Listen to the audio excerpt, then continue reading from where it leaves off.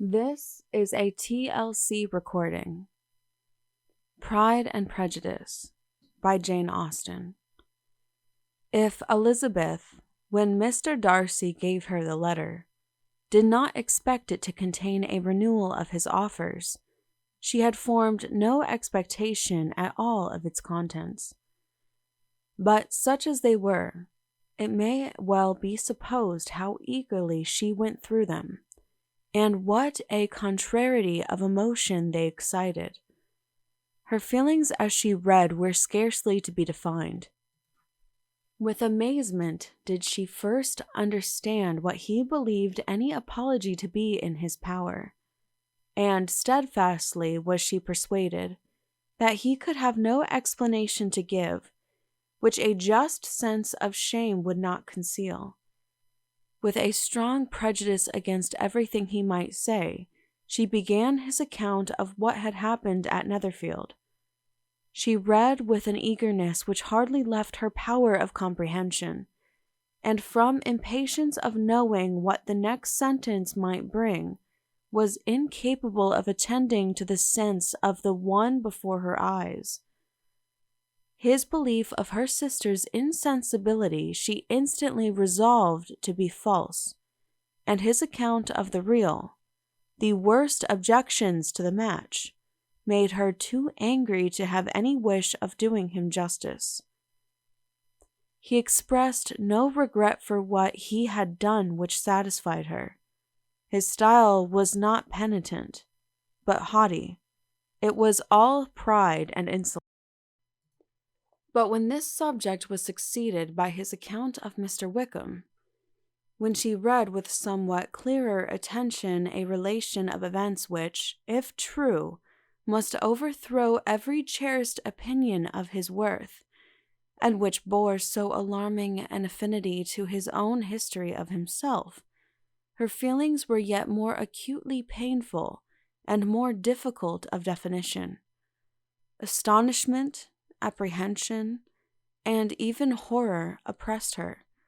She wished to discredit it entirely, repeatedly exclaiming, "This must be false.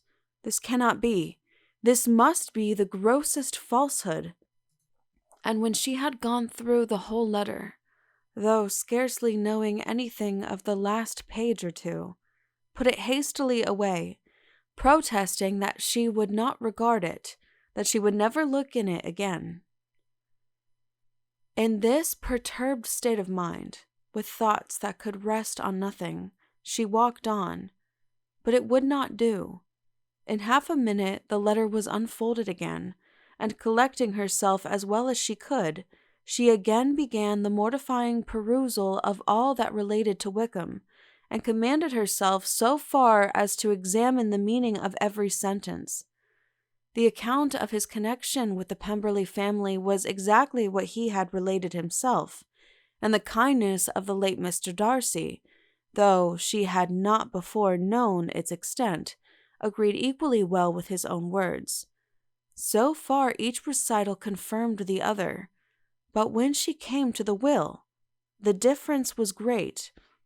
What Wickham had said of the living was fresh in her memory, and as she recalled his very words, it was impossible not to feel that there was gross duplicity on one side or the other, and for a few moments she flattered herself that her wishes did not err. But when she read and reread with the closest attention the particulars immediately following of Wickham's resigning all pretensions to the living, of his receiving in lieu so considerable a sum as £3,000, again was she forced to hesitate. She put down the letter, weighed every circumstance with what she meant to be impartiality, deliberated on the probability of each statement, but with little success. On both sides it was only assertion.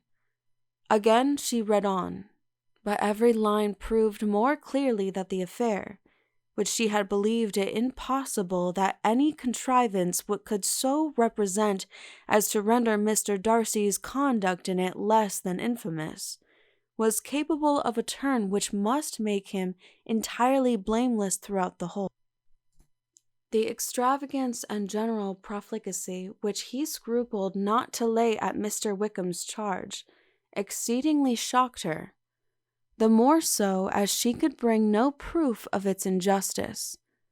She had never heard of him before his entrance into the shire militia, in which he had engaged at the persuasion of the young man who, on meeting him accidentally in town, had there renewed a slight acquaintance. Of his former way of life nothing had been known in Hertfordshire but what he told himself. As to his real character, had information been in her power, she had never felt a wish of inquiring. His countenance, voice, and manner had established him at once in the possession of every virtue. She tried to recollect some instance of goodness, some distinguished trait of integrity or benevolence, that might rescue him from the attacks of Mr. Darcy, or at least by continuance. But no such recollection befriended her. She could see him instantly before her, in every charm of air and address, but she could not remember no more substantial good than the general approbation of the neighborhood, and the regard which his social powers had gained him in the mess. After pausing on this point a considerable while, she once more continued to read, but alas, the story which followed, of his designs on Miss Darcy, received some confirmation from what had passed between Colonel Fitzwilliam and herself only the morning before, and at last she was referred for the truth of every particular to Colonel Fitzwilliam himself, from whom she had previously received the information of his near concern in all his cousin's affairs, and whose character she had no reason to question.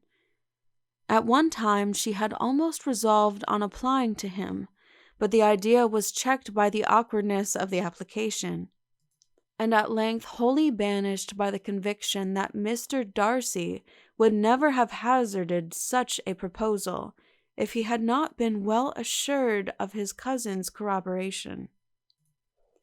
She perfectly remembered everything that had passed in conversation between Wickham and herself in their first evening at Mr. Phillip's. Many of his expressions were still fresh in her memory. She was now struck with the impropriety of such communications to a stranger, and wondered it had escaped her before. She saw the indelicacy of putting himself forward as he had done, and the inconsistency of his professions with his conduct.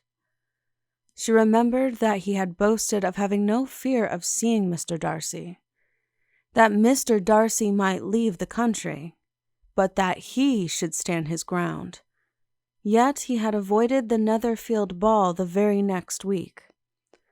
She remembered also that, till the Netherfield family had quitted the country, he had told his story to no one but herself, but that after their removal it had been everywhere discussed, that he had then no reserves, no scruples in sinking Mr. Darcy's character, though he had assured her that respect for the father would always prevent his exposing the son. How differently did everything now appear in which he was concerned! His attentions to Miss King were now the consequence of views solely and hatefully mercenary, and the mediocrity of her fortune proved no longer the moderation of his wishes, but his eagerness to grasp at anything. His behavior to herself could now have had no tolerable motive. He had either been deceived with regard to her fortune, or had been gratifying his vanity by encouraging the preference which she believed she had most incautiously shown. Every lingering struggle in his favor grew fainter and fainter, and in farther justification of Mr. Darcy, she could not but allow that Mr. Bingley, when questioned by Jane, had long ago asserted his blamelessness in the affair, that proud and repulsive as were his manners, she had never, in the whole course of their acquaintance, an acquaintance which had latterly brought them much together, and given her a sort of intimacy with his ways, seen anything that betrayed him to be unprincipled or unjust, anything that spoke of him of irreligious or immoral habits, that among his own connections he was esteemed and valued, that even Wickham had allowed him merit as a brother, and that she had often heard him speak so affectionately of his sister as to prove him capable of some amiable feeling, that had his actions been what Mr. Wickham represented them, so gross a violation of everything right could hardly have been concealed from the world, and that friendship between a person capable of it and such an amiable man as Mr. Bingley was incomprehensible. She grew absolutely ashamed of herself. Of neither Darcy nor Wickham could she think without feeling she had been blind, partial, prejudiced, absurd. "How despicably I have acted," she cried.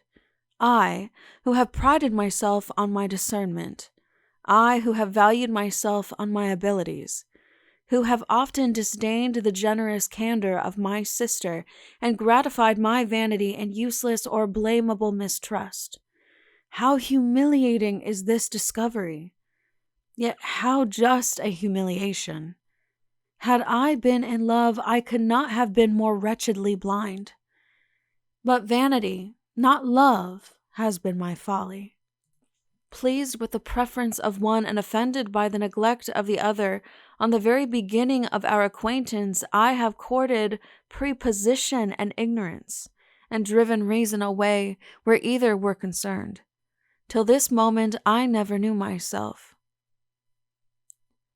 From herself to Jane, from Jane to Bingley, her thoughts were in a line which soon brought her recollection that Mr. Darcy's explanation there had appeared very insufficient, and she read it again. Widely different was the effect of a second perusal.